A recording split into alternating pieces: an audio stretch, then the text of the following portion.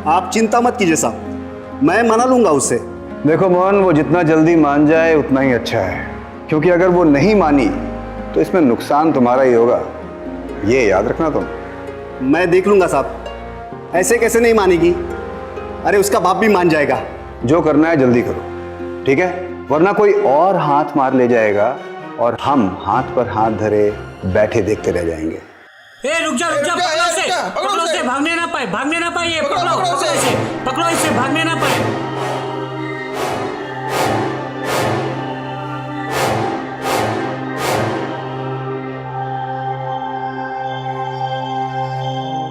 अरे कहीं कहा, एक काम कर, इधर देखते चल।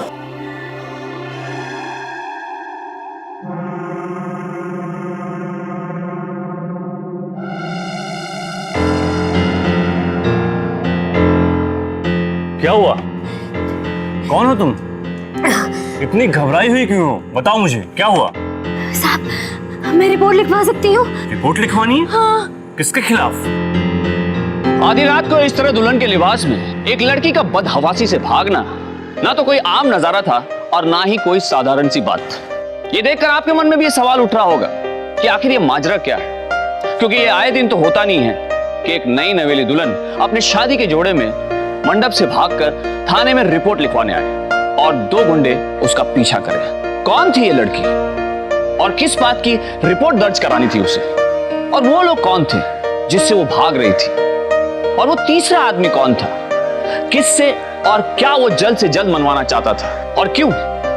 इन सारे सवालों का जवाब देगी वो घटना जो हम आज आपको दिखाने जा रहे हैं।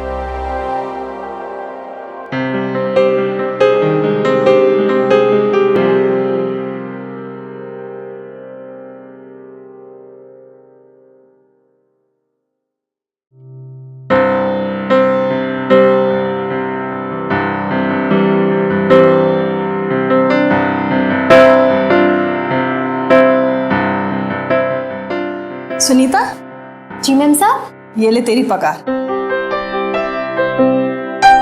देख, आजकल तू ना बहुत छुट्टियां करने लगी है।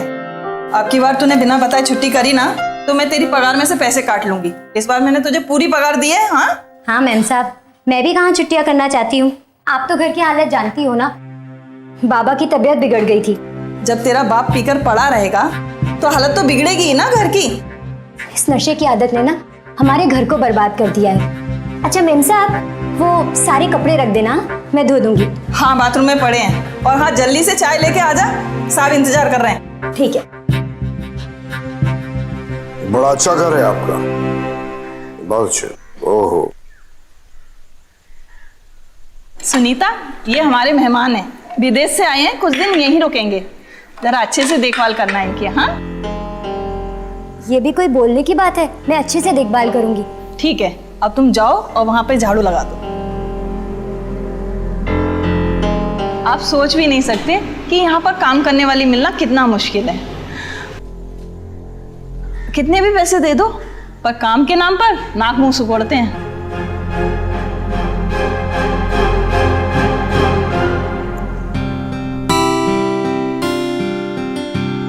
अरे माँ, अभी तक कपड़े धो रही है? बेटी तू आ गई? अरे आज इतनी देर लग गई बेटी? हाँ माँ, मेम साहब के यहाँ मेहमान आए हैं, इसलिए टाइम लग गया। मेम साहब ने पगार दी? ला दे। घर में राशन पानी सब खत्म हो गया, रखाना है। माँ, मुझे 300 रुपए की जरूरत है। अरे ऐसी कौन सा पहाड़ टूट गया जो तुझे 300 रुपए की जरूरत है? ला दे मुझे। माँ, मैं सिलाई सीखना चाहती हूँ। देखो, कब तक मैं लोगों के बर्तन मांज मांज के काम करूंगी। मैं सिलाई सीखूंगी ना तो मेरा खुद का काम होगा, घर में 4 पैसे आएंगे। माँ, अरे घर की तो हालत देख रही है, ये 300 रुपए तू ले लेगी, मशीन ले आएगी तो घर का खर्च कैसे चलेगा? ला दे मुझे, दे, अगली बार ले लेना। हाँ,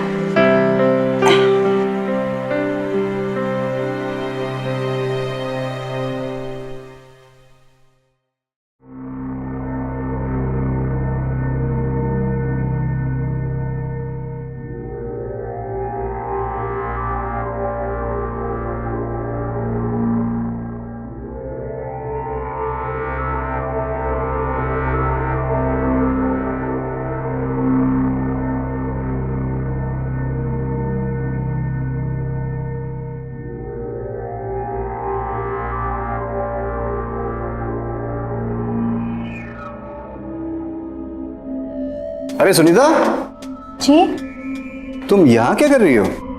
वो इस कमरे की सफाई करनी है। नहीं नहीं, इस कमरे को अभी रहने दो। इस कमरे में हर्ष अभी कुछ काम कर रहा है अंदर, तो अभी तुम उसे डिस्टर्ब मत करो। एक काम करो, तब तक या तो उस कमरे की सफाई कर लो या फिर एक काम करो, किचन में बहुत सारा काम है ना? तो तुम जाके किचन की साफ सफाई कर लो। हर्ष का जब काम पूरा हो जाएगा तो मैं तुम्हें खुद बुला लूंगा, ठीक है? तब तुम इस कमरे को साफ कर लेना।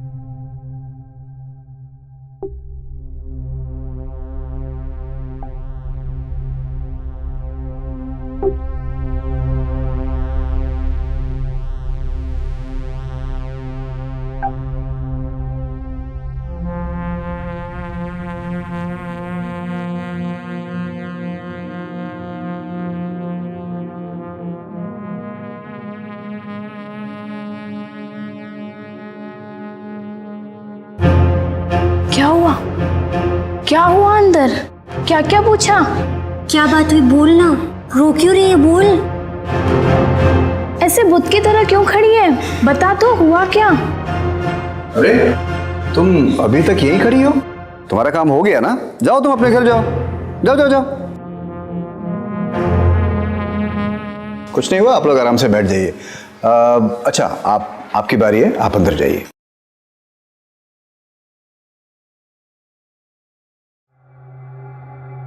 आप लोग बैठ जाइए। आम से देखने वाले और आम से जिंदगी जीने वाले सूरज और हर्ष, जिन्हें देखकर ऐसा नहीं लगता था कि इनका कोई क्रिमिनल रिकॉर्ड होगा या ये किसी गलत धंधे से जुड़े होंगे, पर ये दोनों कुछ तो ऐसा कर रहे थे जो ठीक नहीं था। पर क्या और क्यों? और ऐसा क्या हुआ था उस बंद दरवाजे के पीछे जिसकी वजह से एक लड़की इतना फूट फूट कर रो रही थी? सुनीता को भी यह बात बहुत अजीब सी लगी। उसे इस बात का एहसास था कि कहीं ना कहीं कुछ गलत हो रहा है, पर वो क्या बात थी इसका वो अंदाजा भी नहीं लगा सकती थी। उसके भोलेपन और सहजता के कारण उसे बस इतना ही समझ में आ रहा था कि उसके साहब के मेहमान कुछ अजीब है, कुछ ठीक नहीं है। पर वो क्या है, कौन है और क्या चाहते हैं, इसका अंदाजा वो सपने में भी नहीं लगा सकती थी।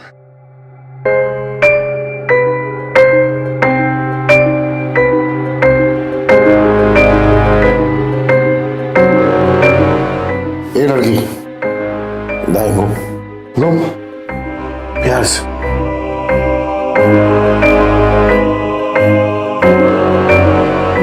बाएं,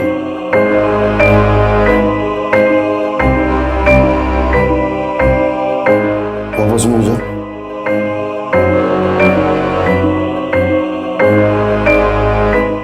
कुछ नहीं है।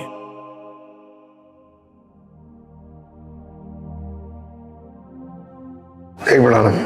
हाँ, मैं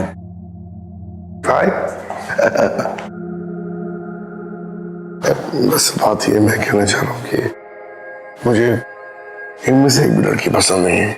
कोई पसंद नहीं है तुझे? कोई नहीं पसंद है यार तू फिर क्या करें, भेज दो? ओके। गर्ल्स प्लीज आप लोग वापस अपने घर जाइए। अगर कुछ बात बनती है तो मैं आप लोगों को फोन करके बुलाता हूँ। Okay, bye, thank you. अब ये बता कि करना क्या है? तेरी सर्वेंट है ना सुनीता, बुलाना उसे। अच्छा ये बात है। अरे सुनीता, एक गिलास पानी लेके आना। अच्छी। Nice. पहले क्या बताना? आ गई, आ गई।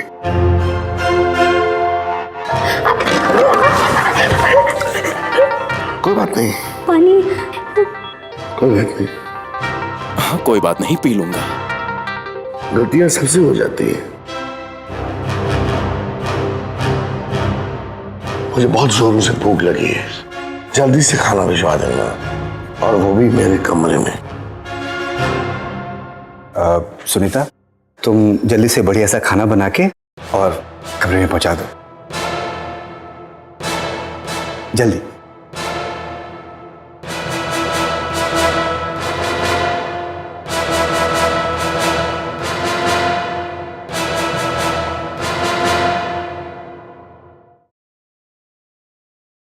सुनीता, कल ना तुम अपने बाबा को साथ लेती आना। मेम साहब, कोई गलती हो गई क्या? वो पानी हमने जानबूझ के नहीं गिराया था, गलती से गिर गया था। फिर हमने साफ कर दिया था मेम साहब। साहब बुरा मान गए तो हम माफी मांग लेंगे। अरे नहीं नहीं, तुमसे कोई गलती नहीं हुई है। सूरज को तुम्हारे बाबा से कुछ काम है, इसलिए बुलाया है। तुम बिना वजह परेशान मत हो। अच्छा ठीक है, हम बाबा को बोल देंगे कि साहब से आके मिले जल्दी। ठीक है, काम कर ले।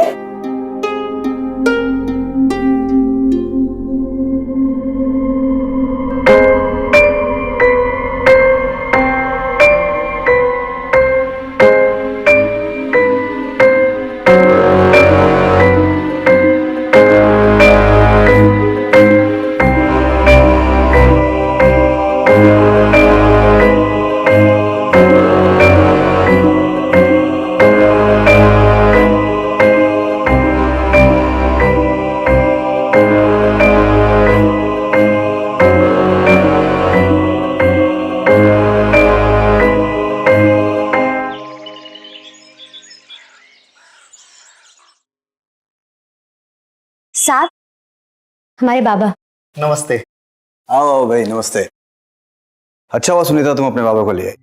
अच्छा, जब तक मैं तुम्हारे बाबा से बात करता हूँ तू जा अपना काम कर ले घर का, ठीक है? जा बैठो। जी। अरे भाई बैठो, अपना ही घर समझो, बैठो।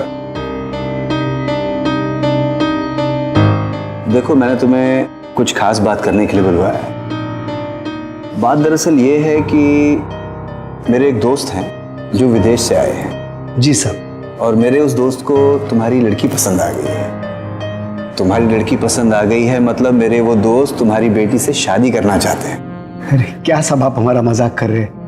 हमारे ऐसी किस्मत का कि हमारे लिए, हमारी सुनीता के लिए ऐसे रिश्ते आ जाए। नहीं नहीं, मैं तुमसे कोई मजाक नहीं कह रहा हूँ। वो वाकई तुम्हारी बेटी से शादी करना चाहते हैं।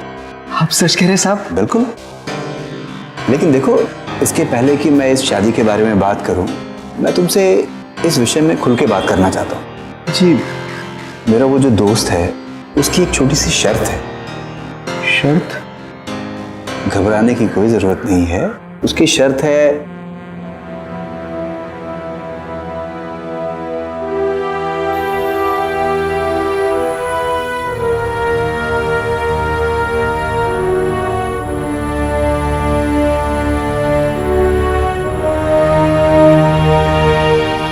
हुई ना बात। सूरज, अरे हर्ष, बड़े अच्छे टाइम पर आए हो भाई। अभी तुम्हारे ही बारे में बात चल रही थी। मैं जिनके बारे में तुम्हें बता रहा था वही है ये हर्ष जी। नमस्ते साहब। और हर्ष, ये सुनीता के पिताजी। हमारे तो भाग ही खुल गए साहब, हमारे बेटी के लिए आपके जैसा रिश्ता।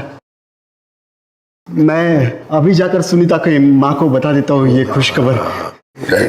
चलता हूँ साहब, चलता हूँ। अरे क्या हुआ वहाँ? उन लोगों ने क्यों बुलाया था? गुनगुनाते ही रहेंगे या कुछ बताएंगे भी? हाँ? अरे बहुत बड़ी खुशखबरी है, इतनी बड़ी कि तुझे हजम नहीं होगी। अच्छा, ऐसी क्या बात है? कौन सी खुशखबरी है? कुछ पी रखी है क्या? तू हमेशा मुझसे झगड़ती रहती ना कि मुझे घर की कोई फिक्र नहीं है, बेटी के शादी के बारे में नहीं सोचता। तो मैंने आज तुम्हारी सारी शिकायतें दूर कर दी। अच्छा, ऐसा क्या कर दिया है आज? मैं आज तुम्हारी बेटी का रिश्ता तय करके आया हूँ। क्या? किससे? अरे इतने बड़े घर का रिश्ता है कि तुम्हारी बेटी रानी बन के राज करेगी, राज। अरे भी पहले बुझाते रहोगे या बताओगे किससे रिश्ता पक्का किया है? अरे वो सुनीता के साहब है ना, उनके दोस्त के साथ रिश्ता तय करके आया हूँ। उन्होंने सुनीता को घर में काम करते हुए देख लिया, वहीं पे पसंद किया और सीधा हाथ मांग लिया। बोलो। मुझे तो यकीन ही नहीं हो रहा है कि हमारी बेटी की इतनी अच्छी किस्मत है। सच में तुमने तो बहुत अच्छी खबर सुनाई है। मेरे सर से इतनी बड़ी चिंता ही हट गई है।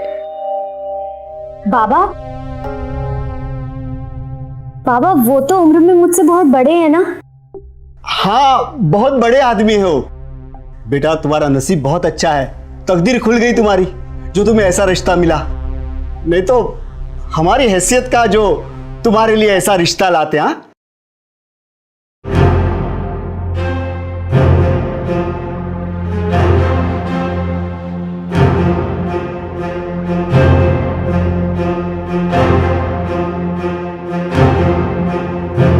मैं आज ही रिश्तेदारों को खबर कर देती हूँ। आखिर विराधी में तो बताना ही पड़ेगा ना। एक मिनट, वो क्या है ना, उन्होंने एक शर्त रखी है। शर्त? क्या? हम बहुत छोटे लोग हैं और वो बहुत बड़े आदमी, तो वो नहीं चाहते कि इस शादी में हमारे कोई रिश्तेदार, अड़ोसी पड़ोसी या कोई हमारे दोस्त आए। ऐसा कैसे हो सकता है कि हम रिश्तेदारों को ना बुलाएं? अरे मैंने बहुत समझाने की कोशिश की उन्हें, पर वो मानने को ही तैयार नहीं। और आजकल के लड़के, तुम्हें पता है ना कितनी शर्तें रखते हैं, उनकी मांगे खत्म ही नहीं होती। फिर इन्होंने तो कुछ भी नहीं मांगा है, सिर्फ एक जोड़ी कपड़े में वो सुनीता को लेके जाएंगे, और वैसे भी उनकी मांग जायज है। तो मैंने सोचा इतनी सी छोटी सी बात के लिए इतना अच्छा रिश्ता हाथ से ठुकराना बेवकूफी होगी, इसलिए मैंने उनकी बात मान लिया। लोगों के घरों में काम करके गुजारा करने वाली सुनीता के लिए यह खुशखबरी परियों की कहानी की तरह थी। एक तरफ उसे यकीन नहीं हो रहा था कि उसके लिए रिश्ता आया है, और वो भी विदेश में रहने वाले लड़के का। पर यह शादी की कैसी शर्त थी कि लड़की के रिश्तेदार शादी में नहीं शरीक हो सकते। सुनीता को यह समझ में नहीं आ रहा था कि वो इस रिश्ते को लेकर खुश हो या नहीं। एक तरफ उसके दिल में नई जिंदगी की शुरुआत अंगड़ाई ले रही थी, तो दूसरी ओर उसके दिमाग में वो मंजर दौड़ रहा था जिसमें इन लड़कियों की सिसकियां उसने सूरज के घर पर महसूस की थी। क्या वाकई में दाल में कुछ काला था? क्या सुनीता की परेशानी, उसकी दुविधा जायज थी, या वो ऐसे ही बिना किसी वजह परेशान थी? सुनीता को बहुत जल्द सारी सच्चाई का पता चलने वाला था। मैंने तेरी शादी का सपना तो तेरे पैदा होने के बाद ही देखना शुरू कर दिया था।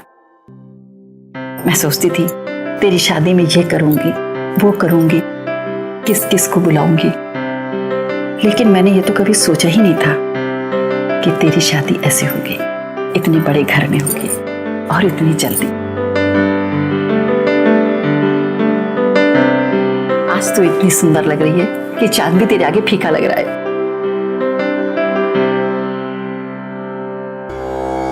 ओम शांति ही शांति ही शांति सुशांति भवती।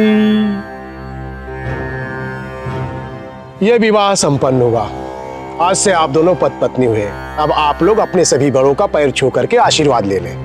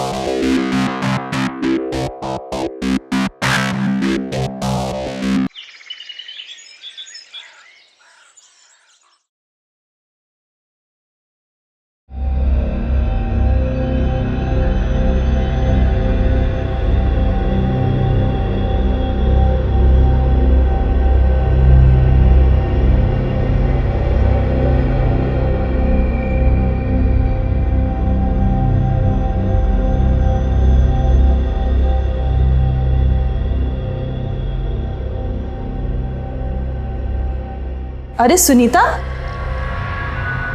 तू सुबह सुबह किचन में क्या कर रही है? वो इनके लिए चाय बना रही हूँ मैं। अच्छा, मेरी और सूरज की चाय कौन बनाएगा? और मेरा कमरा, ये सब घर ऐसा क्यों पड़ा है? इसे कौन साफ करेगा?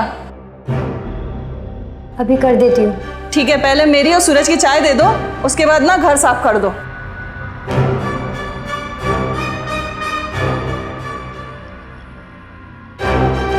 सुनीता ने सोचा था कि इतने बड़े घर में शादी होने के बाद उसे वो सब कुछ मिलेगा जिसकी उसने कल्पना भी नहीं की थी।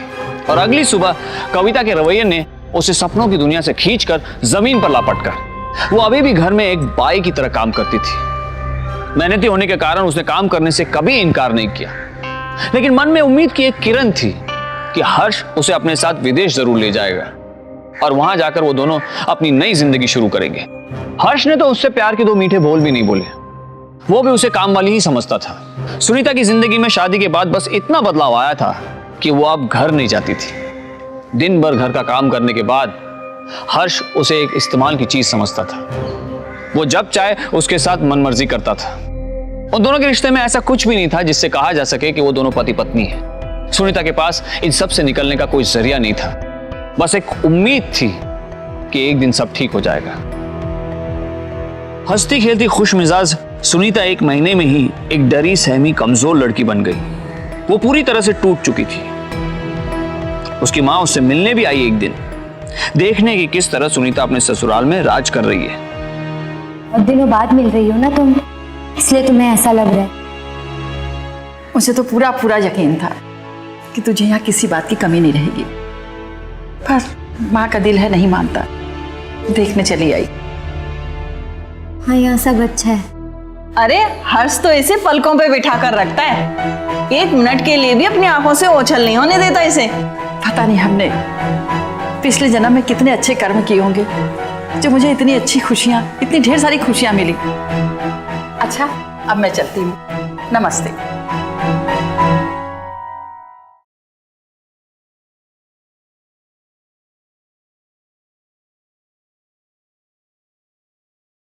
सुनीता, ये लो 300 रुपए तुम्हारी पगार। और हाँ, कल से यहाँ आने की जरूरत नहीं, तुम अपने घर पर रह सकती हो। पर अब तो यही मेरा घर है ना। ये सुन, मेरा सामान पैक कर देना, मैं कल जा रहा हूं। हम भी चले आपके साथ। क्या पागल हो गई है? मैं कल बाहर जा रहा हूं, मेरा सामान पैक कर देना। मेरा मतलब से जाओ। ठीक है, कुड़ी लो। ये क्या कर रहे हैं आप? पढ़। ये हम तो अनपढ़ हैं, हमको नहीं पता इस कागज पे क्या लिखा है। इसे डिवोर्स पेपर्स कहते हैं, तलाक के कागजात। आज के बाद तू आजाद है, जा। मैं कल जा रहा हूं, समझी? आप ये कैसे कह सकते हैं? मेरी जिंदगी बर्बाद हो जाएगी।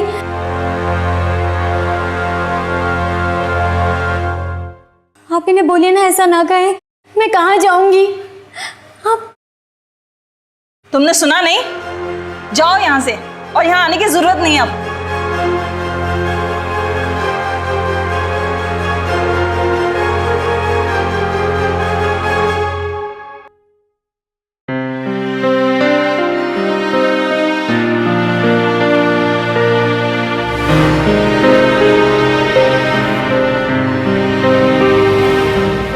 बेटा, तुम्हारा नसीब बहुत अच्छा है, तकदीर खुल गई तुम्हारी, जो तुम्हें ऐसा रिश्ता मिला।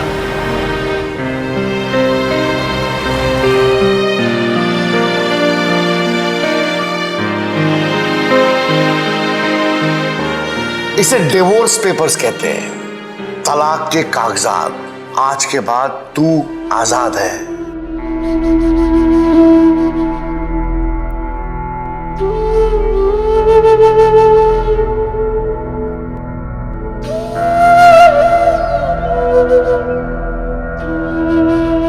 आ गई हूं।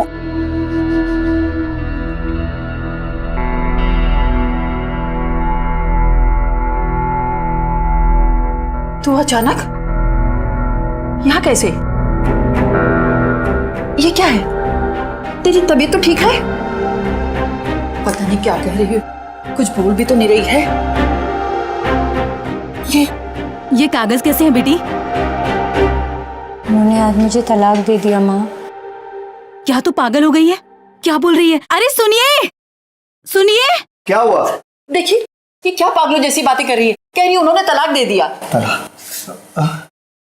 यही सच है माँ, उन्होंने आज मुझे बिना किसी वजह के तलाक दे दिया।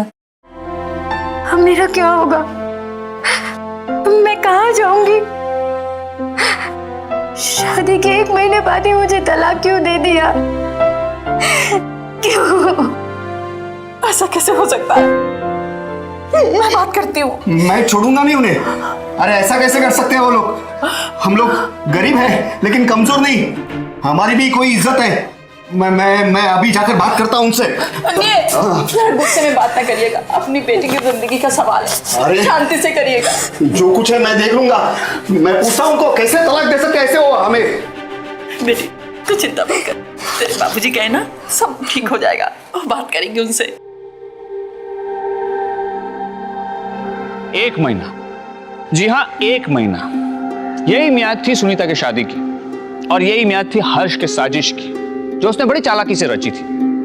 पर उसने ऐसा क्यों किया? इस सवाल का जवाब सुनीता नहीं बल्कि उसके माँ बाप भी जानना चाहते थे। उनकी बेटी के साथ ऐसा सुलूक क्यों किया गया? इन्हीं सुलगते सवालों के साथ सुनीता के पिता उसके घर आ पहुंचे, और वहां से लौटने के बाद सुनीता के पिता ने जो कहा वो सुनकर मानो सुनीता की जिंदगी में तूफान आ गया, और इस तूफान में उसके सारे सपने, सारे अरमान, सारी ख्वाहिशें चकनाचूर हो गई। नालायक, बेशर्म, मैं उसे बहुत खरी खुटी सुनाकर आया हूं। बेटी तू चिंता मत कर, अरे बहुत पड़े उसके जैसे, मैं तुम्हारी दूसरी शादी करवा दूंगा। और ये कैसी बातें कर रहे हो? मेरी बेटी की हालत तो देखो पहले, इतना बड़ा सदमा लगा है उसे और आप उसकी दूसरी शादी करा रहे हो। तू चुप कर, बीच में मत बोल। बेटी हो मेरी, उसका क्या करना है क्या नहीं करना है मैं अच्छी तरह से जानता हूं।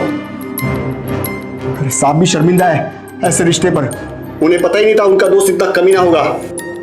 हाथ जोड़कर माफी मांगी उन्होंने। लेकिन इससे क्या होगा? मेरे बेटे की जिंदगी तो बर्बाद हो गई ना। अरे साहब ने मुझसे कहा है कि वो उसके लिए अच्छा रिश्ता ढूंढ के देंगे। बाबा ये क्या कह रहे हो?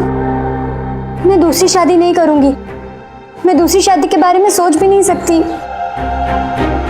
बेटी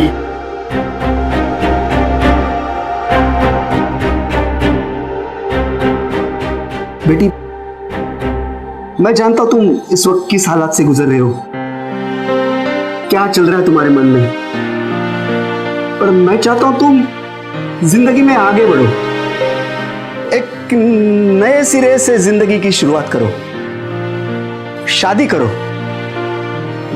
मुझसे मुझ पे भरोसा रखो बेटी, मैं जो कुछ भी कर रहा हूं तुम्हारे भलाई के लिए ही कर रहा हूं।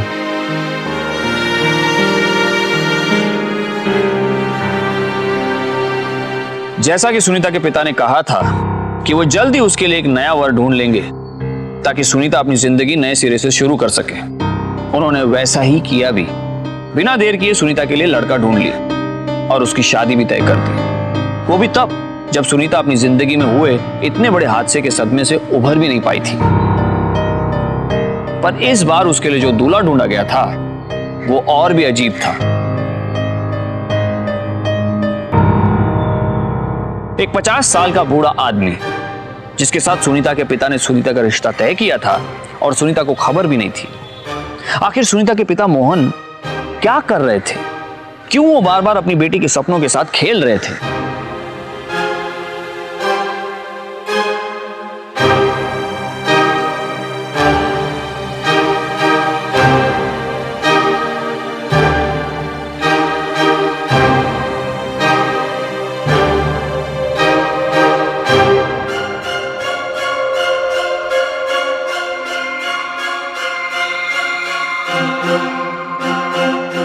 नहीं, मुझे हाथ मत लगाना।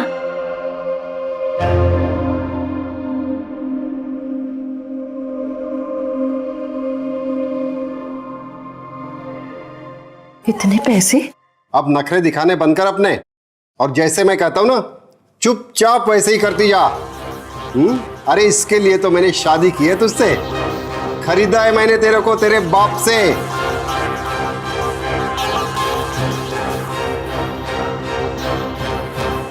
सच सच बताओ तुमने क्या किया है? इतने पैसे कहां से आए? तुम्हें किसने दिया है और क्यों दिया है? कहीं तुमने गलत तरीके से तो नहीं कमाया है? तू अपने काम से काम रख, समझी? ये पैसे कहाँ से आए, कैसे आए, किसने दिए, काय को दिए, इससे तुझे मतलब नहीं है। इस झमेले में तू मत पड़। ये पैसे मेरे हैं, सिर्फ मेरे, समझी?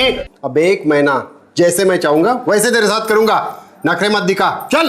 नहीं, मेरे बाप ने मुझे नहीं भेजा है, मेरी शादी करी है तुमसे। मुझे तो विश्वास नहीं हो रहा कि तुम इतनी बुरी हरकत अपनी बेटी के साथ कर सकते हो। तुमने चंद रुपयों के खातिर अपनी बेटी को बेच दिया। अरे कहाँ भाग के जाएगी? हा? अब तो 1 महीना हम दोनों। हाँ, लिए मैंने पैसे उसकी शादी के लिए। अरे तो क्या हुआ? अरे कई लड़कियों की शादियां होती है और टूटती भी है। क्या हुआ अगर ये पहले से तय है कि उसका शादी का टूटना? शादी के लिए पैसे लगते हैं, दहेज। कहां से लाते तू दहेज? और ऐसा कौन सा महापुरुष आके उससे शादी करता?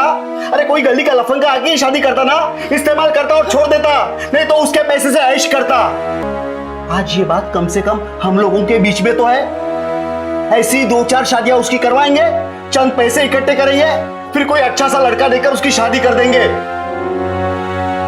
क्या कह रहा हूं मैं? चुप क्यों है तू? सांप सूख गया तेरे को? समझ में नहीं आता? अरे मैं जो कुछ भी कर रहा हूँ उसकी भलाई के लिए कर रहा हूँ। ये तुम भलाई के लिए कर रहे हो, उसकी दलाली कर रहे हो? पागल हो गए हो तुम। अरे पागल तुम हो गई हो जो घर आई लक्ष्मी को ठुकरा रही हो। समझती क्यों नहीं? ऐसी शादी एक धंधा हो गया है, बिजनेस। ऐसी शादियों में एजेंट भी होते हैं। कुछ गलत नहीं कर रहा हूं मैं अगर थोड़े से पैसे कमा रहा हूं तो।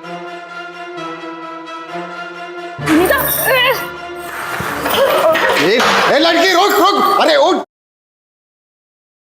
अरे उठ जाओ, पकड़ो उसको दौड़ के। अरे पैसे दिए मैंने तुमको उसके, पकड़ो लड़की को, पकड़ो उसको।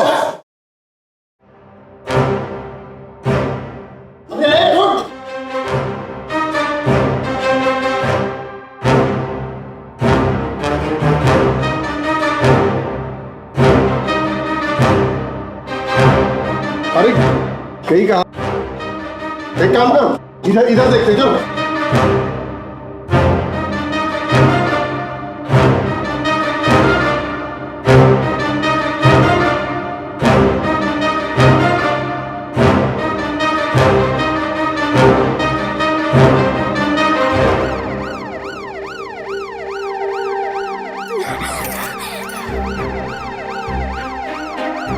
क्या हुआ? कौन हो तुम? इतनी घबराई हुई क्यों हो? बताओ मुझे, क्या हुआ? साहब, मैं रिपोर्ट लिखवा सकती हूँ? उस दिन जब हर्ष जी को पहली बार साहब के यहाँ देखा और उन लड़कियों को वहां बैठे हुए देखा, तब कुछ समझ में नहीं आया कि क्या हो रहा है।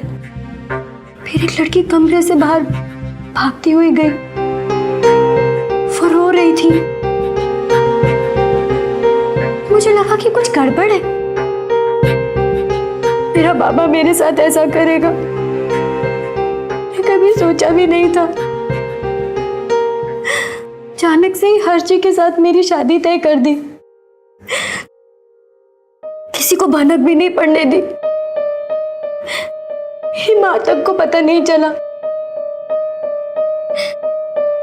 मुझे लग रहा था कि परियों की कहानी चल रही है।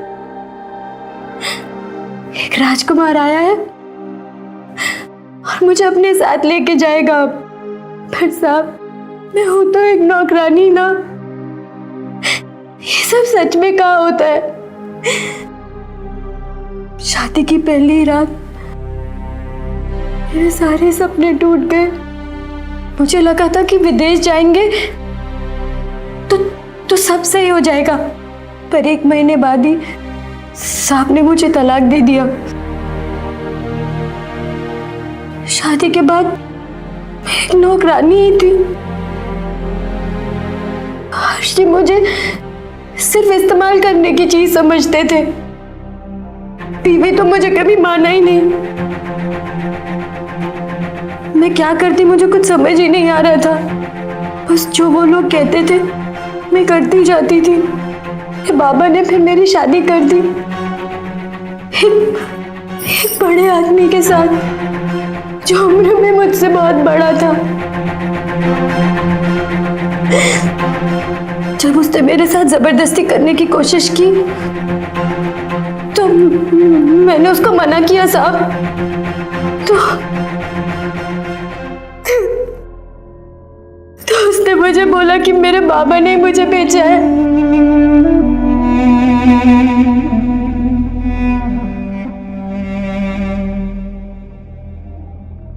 तब मैंने सोचा मैं अपने साथ बुरा नहीं होने दूंगी, मैं वहां से भाग गई। अब घबराओ मत, तुम अपने मालिक का और अपने घर का पता लिखवा दो।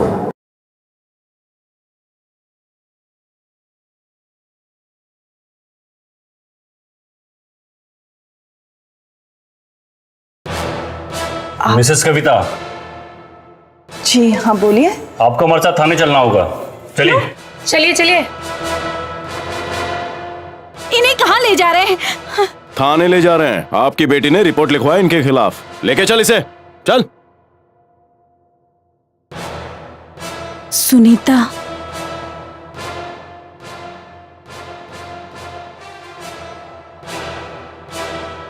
देखिए कविता जी, आप हमें सीधे सीधे बता दीजिए कि आपके पति कहाँ छुपे हुए हैं, वरना हमें और भी तरीके आते हैं सच उगलवाने के।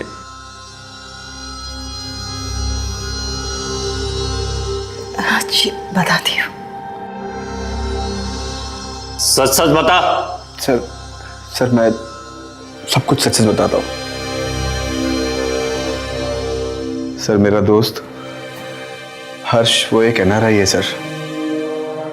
चीयर्स। यार सूरज, तेरे साथ टी पीने का मजा ही कोई और है। मजा आ गया यार। मैंने सुना है कि यहाँ पे लोग बाहर से आते हैं और यहाँ की जवान लड़कियों के साथ एक एक दो महीने के लिए शादी करते हैं, मीट से कॉन्ट्रैक्ट मैरिजेस। उसके बदले में उनके माँ बाप लड़कियों को कुछ पैसे देते हैं ताकि इन्हें वेश्याओं के पास जाने की जरूरत नहीं पड़े। और जैसे ही कॉन्ट्रैक्ट खत्म हो जाता है उन्हें डिवोर्स करके वापस चले जाते हैं अपने शहर। क्या ये सही है? जो तू कह रहा है इस बात में सच्चाई तो है हर्ष। हाँ, ऐसे कॉन्ट्रैक्ट मैरिजेस होते हैं और अगर तू चाहे तो मैं भी तेरे लिए एक कॉन्ट्रैक्ट मैरिज वाली लड़की ढूंढ सकता हूँ। Seriously? Yeah man, you are not joking? Of course yes, ये तेरा फर्ज बनता है यार। और अगर तू ये काम करेगा तो इसमें तेरा फायदा ही है, तू मेरा एजेंट बन जाएगा। ओए खैर फायदे नुकसान की बात तो नहीं है, मगर मैं तेरे लिए जरूर एक लड़की कॉन्ट्रैक्ट मैरिज वाली ढूंढूंगा। शांत हो जा बेटी। जिसने तेरे साथ गलत किया है सबको सजा मिलेगी, चाहे तेरा बाप ही क्यों ना हो। और आपको ये सब पता था ना, फिर भी आपने अपने आंखों में पट्टी बांधकर ये सब देखती रही। एक चंद पैसों के पीछे मेरी बेटी की जिंदगी बर्बाद होते हुए देखती रही। सुनीता की जगह आपकी बेटी होती तो क्या पैसे ही देखती रहती, उसके साथ गलत होते देखती रहती? बोलो, चुप क्यों हो? और इंस्पेक्टर जी, ये आदमी, इस आदमी से गिरा हुआ इंसान कोई नहीं है। भगवान किसी को ऐसा पाप ना दे।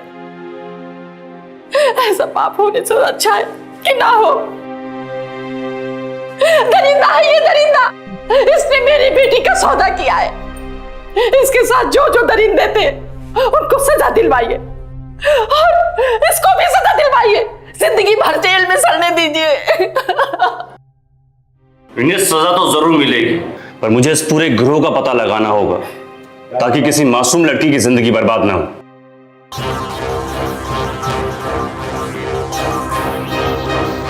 सुनीता, तुम इंसाफ जरूर मिलेगा, तुम चिंता मत करो। देह व्यापार यानी सेक्स रैकेट्स ने हमारे देश में इतनी गहराई तक अपनी पैंट जमा ली है कि हमारे पूरे समाज की नींव हिल गई। कानून से बच के इस धंधे को चलाने के लिए नए नए तरीके इजाद किए गए हैं। क्योंकि देह व्यापार हमारे देश में गैर कानूनी है, इसलिए कॉन्ट्रैक्ट मैरिज यानी 1 या 2 साल या फिर उससे कुछ ज्यादा समय के लिए की गई शादियां भी इन्हीं तरीकों में से एक है। इस धंधे से जुड़े दलाल इंसानियत की सभी हदें पार कर देते हैं। जैसे सुनीता के केस में हुआ, उसे सिर्फ एक चीज की तरह इस्तेमाल नहीं किया गया बल्कि उससे घर के काम करवाने के साथ शारीरिक और मानसिक यातना भी दी गई। पर सुनीता ने हिम्मत नहीं हारी। जैसे ही उसे इस बात का एहसास हुआ कि उसके साथ कुछ गलत हो रहा है, उसने आवाज उठाई, पुलिस रिपोर्ट लिखवाई। अपने मालिकों के खिलाफ ही नहीं, बल्कि अपने पिता के खिलाफ भी, जिसने उसकी दलाली की, उसके साथ इतना बड़ा विश्वासघात किया और उसके गुनहगारों को सजा भी मिली। पर क्या इन चंद लोगों को सजा दिलवा देने से सेक्स टूरिज्म और सेक्स बिजनेस खत्म हो जाएगा? भारत में सेक्स टूरिज्म की मांग बढ़ती जा रही है। लोग विदेशों से आते हैं, यहाँ की लड़कियों से शादी करके उन्हें इस्तेमाल करके छोड़कर चले जाते हैं। जब तक हम अपने समाज में अपने आप में बदलाव नहीं लाएंगे, तब तक हमारे समाज में लड़कियां ऐसी ही गुनाहों का शिकार बनती रहेंगी। इसलिए चुप मत रहिए, आवाज उठाइए, हमारी लड़कियों के लिए जीवन को आसान बनाइए। हमारे देश में देह व्यापार गैर कानूनी है और इसे रोकने के लिए इमोरल ट्रैफिक प्रिवेंशन एक्ट यानी अनैतिक देह व्यापार कानून लागू किया गया है। इस कानून के अंतर्गत हर वो व्यक्ति, चाहे वो यौन कार्यकर्ता, उनका एजेंट या उनका क्लाइंट ही क्यों ना हो, वो सजा का हकदार है। हर्ष, सूरज, राकेश, कविता और सुनीता के बाप मोहन जैसे लोग जो लड़कियों को जबरदस्ती देह व्यापार में धकेलते हैं, इन सारे लोगों को इस कानून के अंतर्गत 7 साल की सजा या उससे ज्यादा सजा भी हो सकती है। कल फिर हाजिर होंगे एक और नई बेमिसाल कहानी के साथ। तब तक सावधान इंडिया, 100 फाइट बैक्स।